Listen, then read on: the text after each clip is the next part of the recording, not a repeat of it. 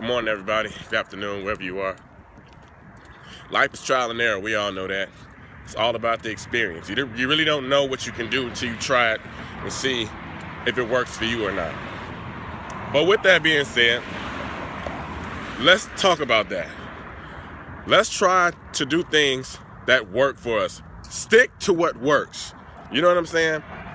Whatever job you were at, that you were good at, that you were doing, and then all of a sudden you want to try something else, and then you start finding yourself struggling or not doing the same things or not having things go the way that you used to. That's because it's not working. Stick to what works. The same goes with relationships. You know what I mean? Like, too often we want to be all in love and all this other stuff, and that's fine and dandy.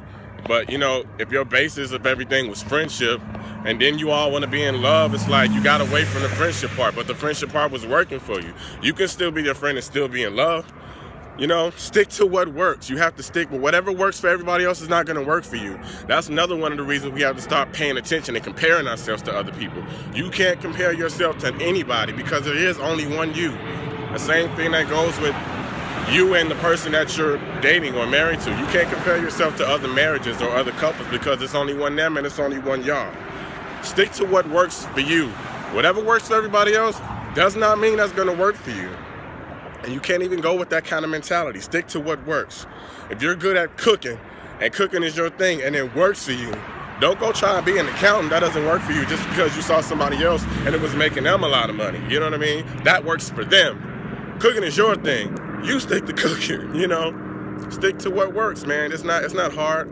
All you have to do is go with what. That's how successful people stay successful. They stick to what works. They stick to the formula that they've been using.